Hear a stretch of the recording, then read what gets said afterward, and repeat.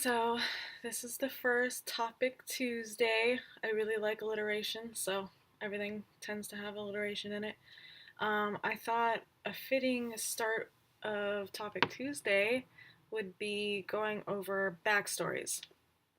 I feel like I have a tendency to assume that everybody has uh, that coming up with backstories comes naturally to people. Um, but I'm a writer, so I write around 3 novels a year. That's what I do is I come up with stories. That's what I do.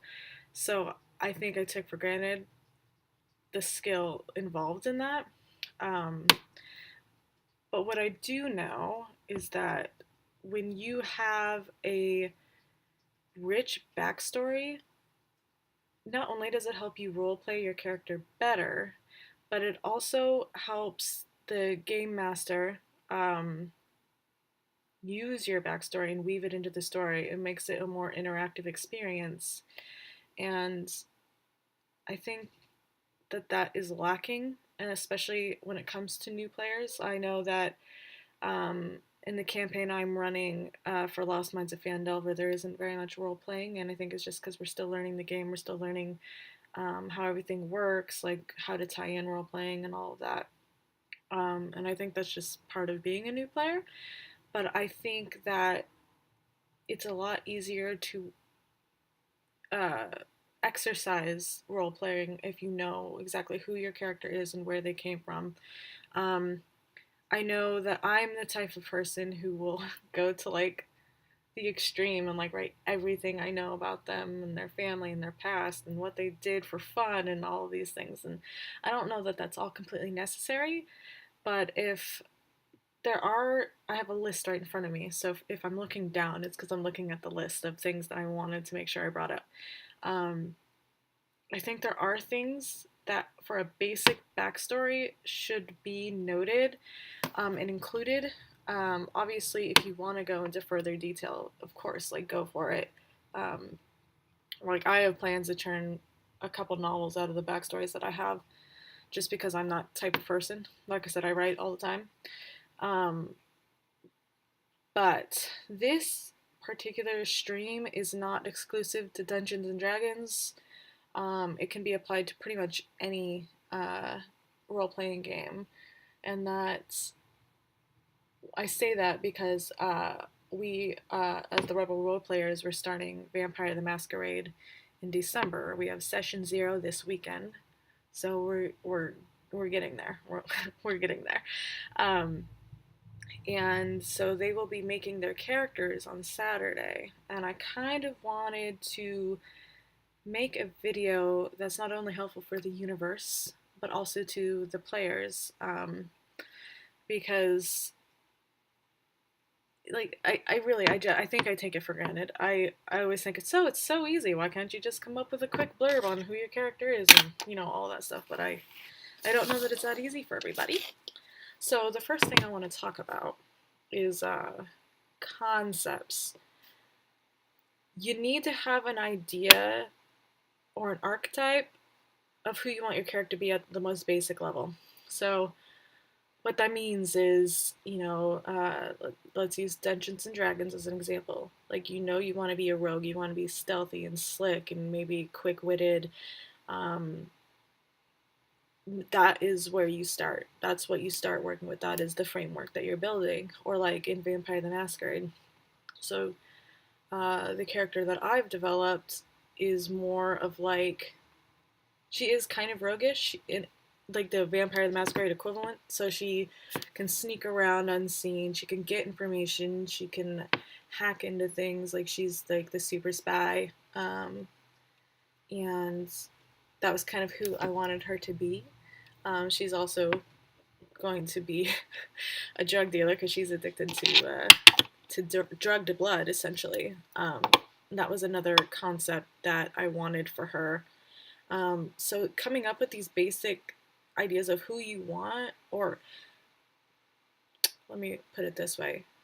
If it's your first character ever, go with a character that you know you can play. Like they're similar to you, you react similar to how they would act. Start with that, and as you get more comfortable with the experience and backstory creating and all of that, then you can move on to something that's a little more outside of your comfort zone. Because I know that I'm not incredibly experienced in role playing.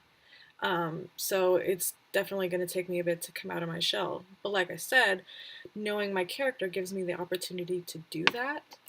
Um, and I don't know, I just feel like it's so important, and it's an interactive way. Like your GM can totally weave your story into the main plot and accomplish things for your character that normally would be left out or neglected. Like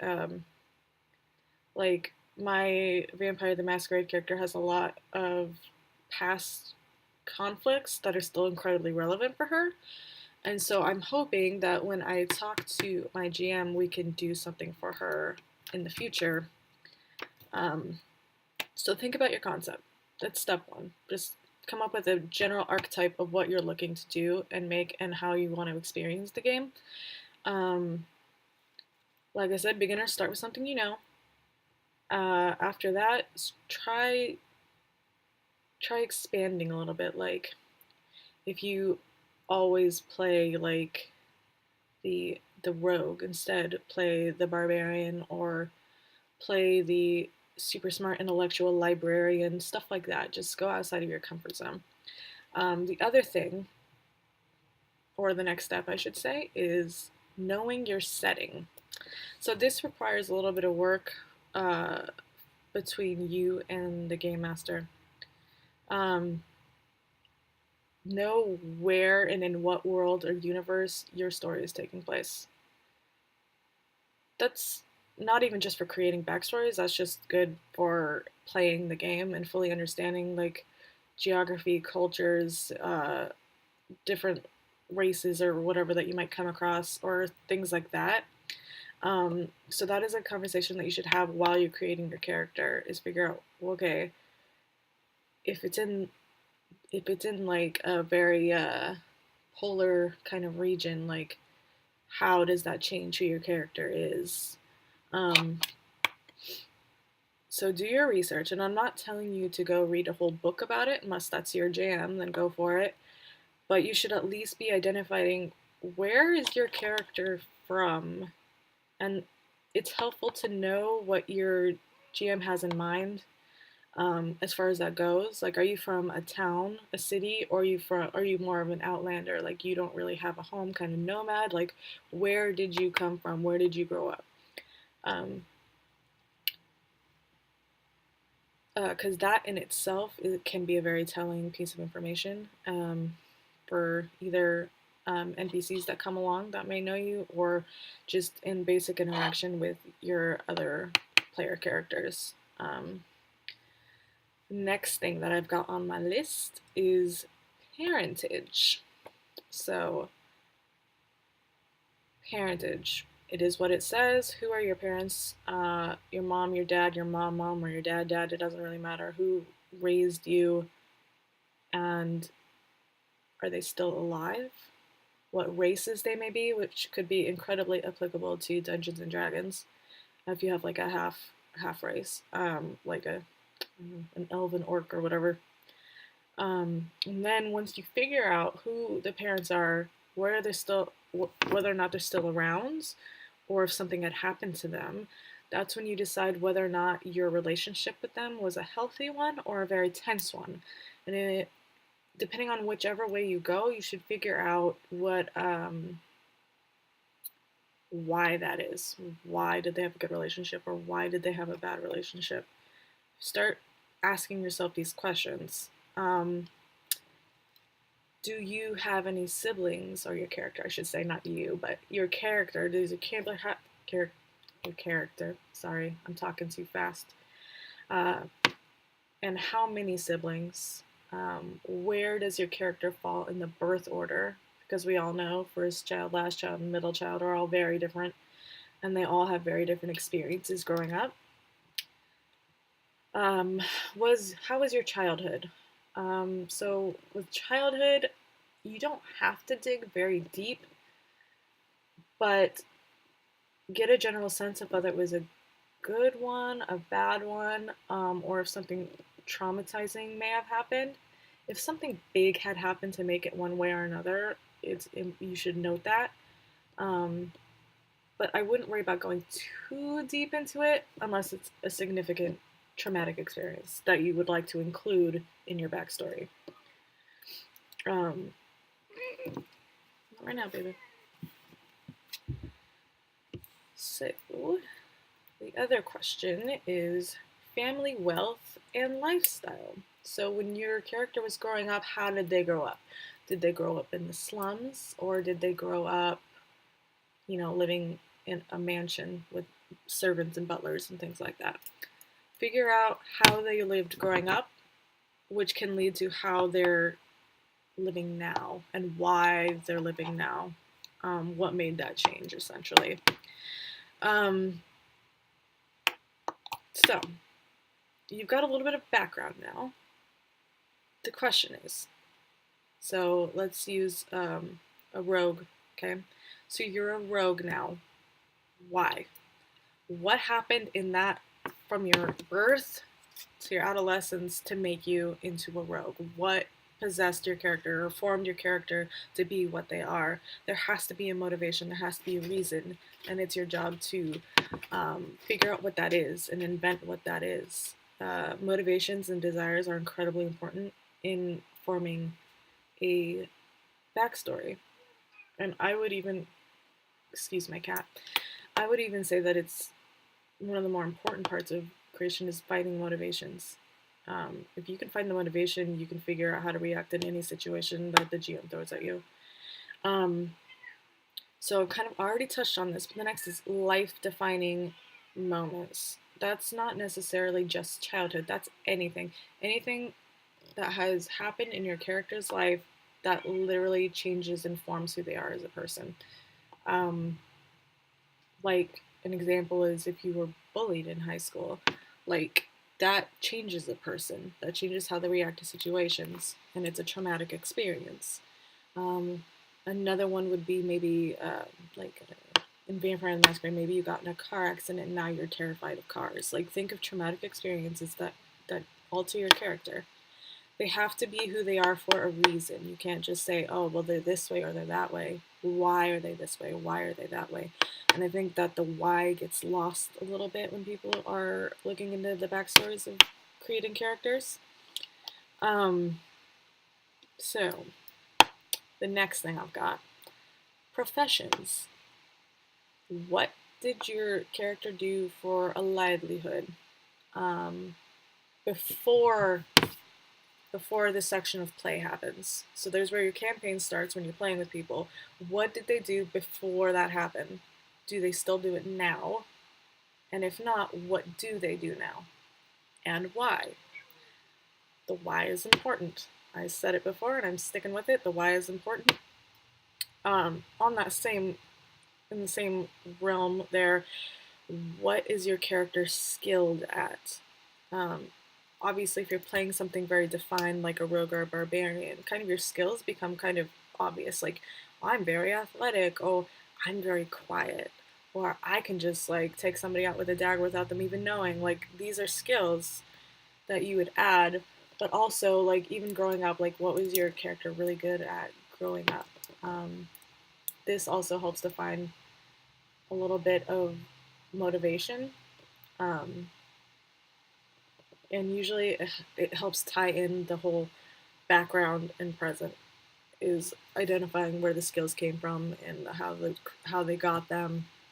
Um, if it's something that was taught to them by a mentor or a teacher, it is important to note that and just go the extra step and be like, okay, who was the teacher?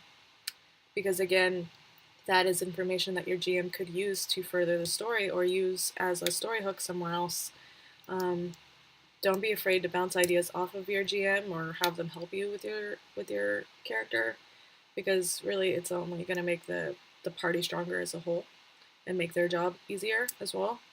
Because I do know that when you play true to your character in D&D, you can get inspiration points, and that would be a good way to do it. Um, So we've talked about what your character does for a living, a livelihood. Now let's talk about leisure. So what does your character do for fun? When they're not in the midst of battle or solving crimes, what do they do? Do they go to the bar and drink? Do they go home and play video games all night? Do they go to the library and just study until they're too tired to keep their eyes open? Because they just so identify what it is that they like doing. That is important to know what your like when you're role playing, what your character is doing on the downtime when they're not actively adventuring. It's very important. They have to have some kind of leisure activity, and I know that some classes or some backgrounds grant you um, things like dice sets and like musical instruments, so to speak. Um, it that's an easy way to just put something in there like, oh well, I come with this lute, so why not, make my character very musically inclined. um, and that can go for any game. If you want to just make them a musician, that's an easy one to say, oh, they like to play music, done. um, the next one I've got is, and this is a Vampire the Masquerade thing, but I thought it was extremely relevant, and excuse me, I actually learned something from it, so I wanted to include it here. It is convictions and touchstones. So in Vampire the Masquerade, you have these. You're a vampire. That's why it's called Vampire the Masquerade. But you choose convictions, which are things that your vampire upholds from their living life. So it could be like Bible, commandments, or it could just be something as simple as, don't harm the innocent. These are like positive beliefs that your vampire self still holds on to maintain their humanity. And touchstones are the people in your life that you look to keep your humanity. They're living examples of why you choose to stay humane, essentially. So how does that work for D&D? Convictions, they don't have to be necessarily surrounded between life and death. It could, like, what is your character's moral code? What does it look like? Um, if they are more, um, like, when you think about like alignment, like chaotic good, neutral, lawful, you know what I mean? Whatever it is, usually you identify that on your character sheet. And if you haven't figured out which one you want to be, this would be the step to do it. If you want your character to be wholesome, then convictions is pretty easy. Literally just pull off the Bible commandments and you're good to go. Um, if you want a more morally gray character, then that's where you define where are they morally gray. Um, or if they're just bad, they still have convictions. Why are they just bad? What kind of ideal are they upholding that makes them just bad? Like when you think about, like, for example, like a drow elf in D&D, they're supposed to be bad and they worship only bad creatures, but they still have their own moral code, and it's generally according to whoever they're worshiping, right? So you need to identify those convictions based on stuff like that. And lucky for you, if you are playing an evil character in D&D, it's usually defined for you. Um, and as far as touchstones go, these like can be somebody in your party. Like you can make it interactive and have somebody in your party be a touchstone, or you could come up with things like, this is the person that I'm living for, basically. Um, or this is the person why I'm doing this and going on this mission and doing this. Like those are touchstones. So like I said, it translates easy from Vampire the Masquerade D&D, and I assume, though I've never played most RPGs that require backstories. Um, what I don't have any more bullet points on here. I will open up to any questions. If anybody has any questions or comments, now is the time to send them in the chat because I'm paying attention to the chat. Um, Meanwhile, I'm giving homework. So you have a character you need to make.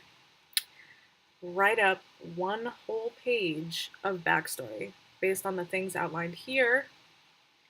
And maybe as you write, you can find a little bit of inspiration to keep the page going. I want exactly one page, one page, at least one page to give to keep for yourself and to keep or to give to the GM so that you guys can come up with something interesting. Or if something is not appropriate to their storyline, that would be a good time to have that conversation. Instead of waiting until you're knee deep and you had gone through all this work to create a backstory after I just told you how to do it, not helpful. So make sure you do communicate with your GM, and pretty much all of them are going to be content to help you with that. I promise. Because when you're a GM, you put all this time and effort into something, and you want to make it beautiful and lovely, and that only helps that happen for you and the characters. So I don't see any questions. What else should I talk about? Well, I will say, since I have session 0 on Saturday, if you're watching this and you are in the Vampire the Masquerade session 0, you should probably watch this video and do some work before you make the character sheet.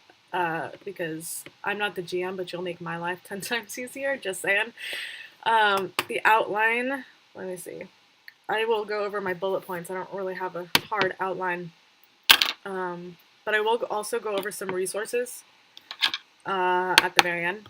So the first thing was your core concept, which is the very basic ideal of what you're choosing. I want to be the stealthy rogue, or hey, I'm going to be the super spy, or hey, no, I want to be that crazy good barbaric barbarian. Like that's what I want to be. So you start with that, and then you need to take the next step in knowing what your setting is. So that's communicating with the GM to figure out geographically where are you allowed to grow up and be, and why are you in the spot that you're in now.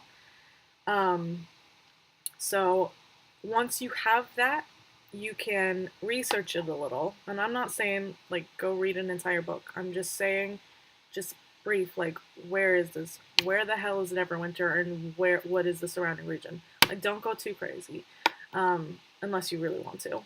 And define town, city, or outlander. Like what kind of place did your character grow up in? The next thing is parentage. Did your character know them? Was it a happy relationship or a tense one? Are they still alive? And if appropriate, what races are they? That is more of a D&D thing. The next thing is family. So siblings, how many? Birth order, oldest, youngest, middle. Your family, wealth, and lifestyle. While you note this, as this is your growing up wealth or lifestyle, your own lifestyle at the beginning of the game could be entirely different, but you should think about why that is. And then childhood. Did they have a good childhood, a bad childhood, or just an average childhood? And if something traumatic had happened, or something life-altering, what was it? The next is, so you're a why. So you chose your class, barbarian or rogue or whatever it may be. Or even in Vampire the Masquerade, it would be like clan. Which clan did you choose? Why? Why are you that clan? And you know already your basic level of backstory. So how does that fit in? Why? The big overreaching question is why. The next thing is defining life moments, specifically the ones that have altered your character's life. Maybe nothing happened in childhood, but then in their adolescence, something more significant happened, but it has changed your character and the way they think. So what is it? If you're having trouble coming up with things, like let's say, I keep going back to the rogue because I really love the rogue. Your rogue is sarcastic and doesn't let anybody in, but why? Something happened to make them that way. So that was the decision that you made subconsciously. You just have to put a name to it. The next thing is professions. What did they do before? And what are they doing now? What is your character good at? What are their skills, which is also easier for addressing stats and point distribution. And what does your character do for leisure? And then convictions and touchstones, which I just went over. And then the final thing was just write up at least one page of a backstory, a synopsis of your backstory. And and I'm not sure if this is just a writer thing, hopefully it's not, but I feel like once you sit down and you start writing, more things are going to kind of come to you, more details that you hadn't thought to pull up before. So yeah, again, this is last call for questions. I'm going to start going over some resources. So a lot of what I just talked about is actually in Xanathar's Guide to Everything, the D&D 5e book. A lot of it. And a lot of it is even easier because it gives you tables to roll for it. So if you really aren't feeling creative in any essence, you can use that. And ironically enough, a lot of that can apply with just minor modifications to Vampire the Masquerade, which makes me assume that it can apply to most everything. So yeah, use those tables if you really can't come up with something on your own. Just do the same, or if you can't decide one way or another on something, just roll on it. Use your dice. Make it fun. So don't feel like you're stuck on something. If you feel stuck on any particular thing, use your dice, or Google inspiration. There's fucking Pinterest for everything. The other thing is literally, I got on Google and I typed in character backstory RPG. That's literally what I typed in. Character backstory RPG. So many good things came up. The first 5 things are amazing. I think 2 of them were Geek and Sundry articles, which you can't really go wrong. And the others were, one of them was just for writers, and then one of them was an actual like Dungeons and Dragons kind of like article on it. But again, a lot of backstory stuff happens in no matter what game you play. And I think it is worth the effort, even if it doesn't come naturally. I promise the more you practice, the easier it's going to be. So that's pretty much all I really wanted to say today. We only had one question. So I want to thank anybody who is watching or tuned in at all, and remind my Rebel role players to do their job for me to make my life easier. You have a whole week. Please do it. But on that note, I suppose I'm out. All right. Bye.